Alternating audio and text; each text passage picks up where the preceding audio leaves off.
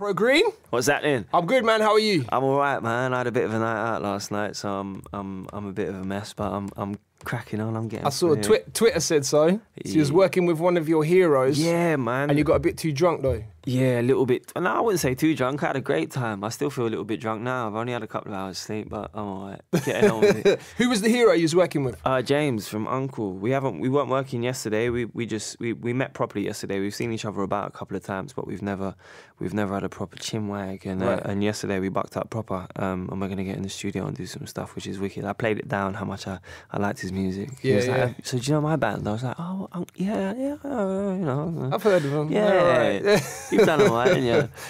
So before Professor Green, did you ever consider any other names? Was there anything that you put into the pot? What was there? Someone used to call me. I was Zed.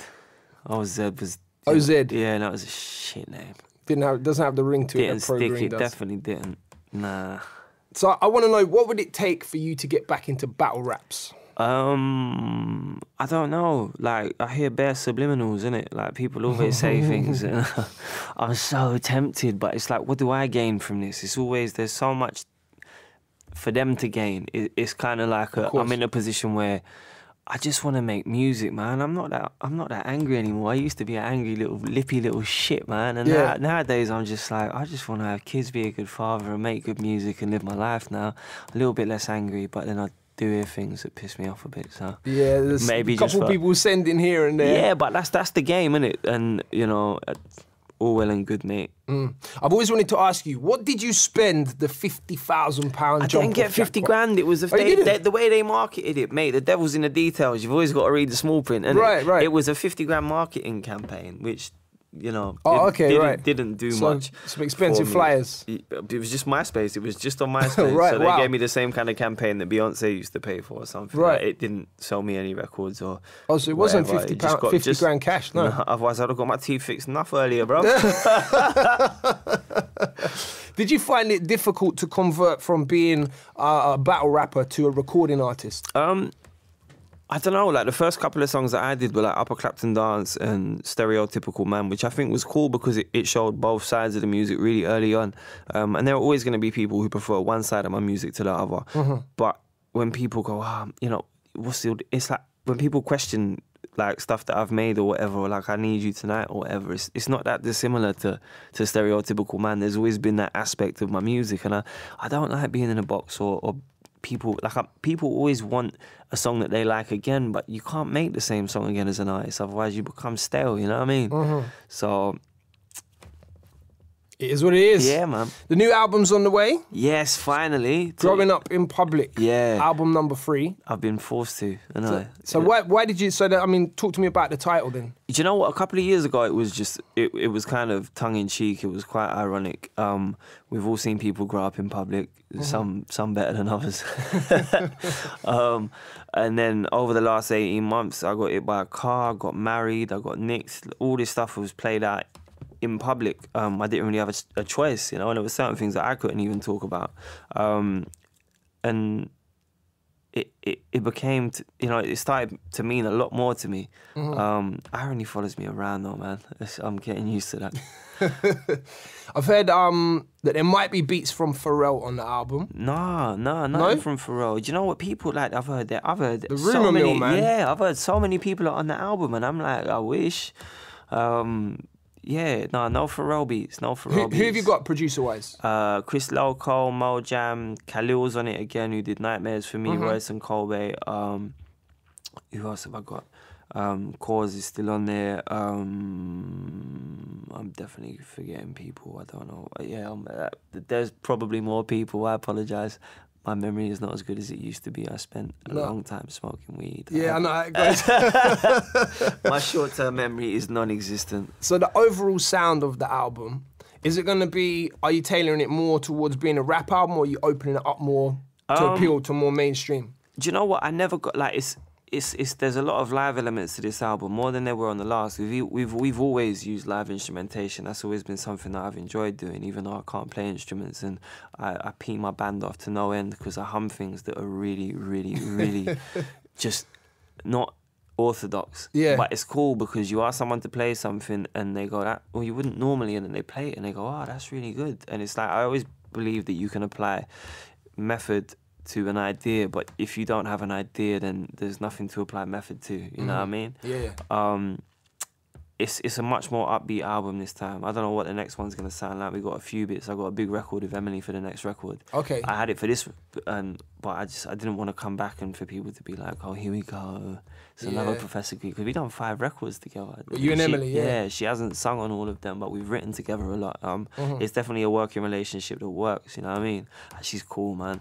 Yeah, I never had the chance to meet her just yet, but she's proper cool, man. Like proper. The first song on the first album was "Kids That Love to Dance." You know, it was me, produced by Naughty Boy and Emily Sande, and I just remember her coming in the studio and putting headphones on for a little bit, and then she just went, "Oh, can I record?"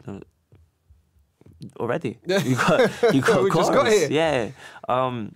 That was why I was scared to ask her to do Read All About It in the beginning, because she didn't write the chorus. So I was happy for her to do it, you know what I mean? When she heard it, she loved it, and she did it, and it served us both to no end. You know, but she sung it at the Olympics, not just to millions, but to billions of people. Yeah. It's mad. That song was like the gift that keeps on giving. Nuts. That's crazy.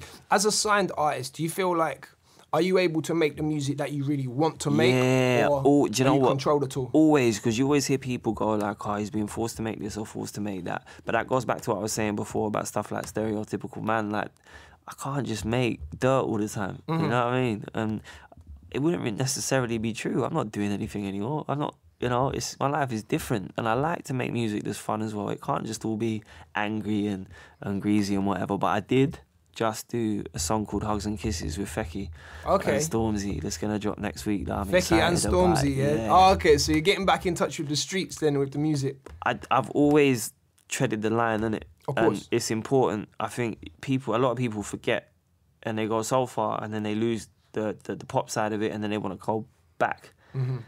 I enjoy rapping. I'm enjoying rapping again more than having a little while. Is this your single, or is it just? I mean, it's mine. Yeah. It's mine. It's not. It's the B side. I know there's no such thing as a B side anymore, but it essentially is a B side. What do you mean B side? What do you mean? What tapes? What are you on about? Yeah, but that's going to be on the Lullaby package. I think it's important to serve both sides, you know? So if I do a song like Lullaby, I need to do something to balance it out and keep people happy. Yeah, I hear that, man. So obviously you mentioned earlier, you've kind of had, in your personal life, a lot of stuff going on. You had 2 near-death experiences, of course. Is it right to call them that, do you think? They were, man. You know, the first one went right past my carotid artery. I was a lucky bugger. People say you're unlucky. I'm like, mate, no one gets poked in the neck and live. So that's what I was going to say to you. Do you feel lucky because you survived them, or unlucky because they happened? Nah, lucky, definitely. It was weird, though. I've never been into religion or anything, but I weirdly noticed that when I got stabbed and when I got run over, it was during a supermoon that was in Sagittarius. So I'm now like, oh, did the stars really have some bearing on Oh, okay, that's above my head, man. Mate, I'm all like, it's way too much of a stoner thing, isn't it? I don't even smoke that much weed anymore, but I was like, whoa, that's a bit weird. That was the only coincidence about them both. But because they were nearly exactly 4 years apart as well. Right. Almost to the day. But I feel lucky, man. I feel cool. I just feel blessed to be happy and be enjoying life. Yeah. You got married last year as well? Yep. Condolences, bro. I'm sorry to hear that. I know. Fuck. Do you feel like there's so many women out there, bro? It never gets easier. We're men, aren't we? We're wired differently. Like but you meet someone and they sound so soppy. I was never up for marriage. I've got no great examples of relationships in my family. You know, I was brought up by my grandmother because my mum and dad split up and were too young and whatever. And then I met her. You know, the rest is there. Yeah. So, what I wanted to ask was, obviously, wifey's a reality TV star.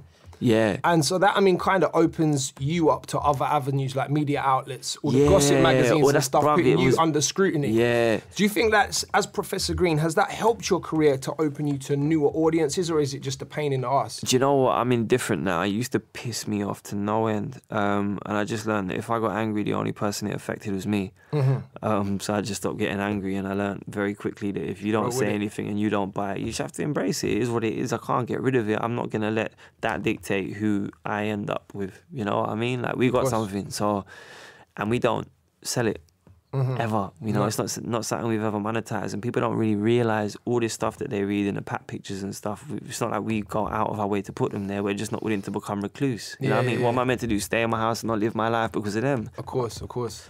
You know, because of the fucking Daily Mail. Slags. So we've got to wrap it up. Yep. I want to do something real quick, just some quick fire questions with you, the fun bit. Yep. So Professor Green, you ready for the fun bit? Yeah, let's do it. Dead or alive, who would you most like to work with? Biggie. Biggie. Yeah. Yeah, I rate that.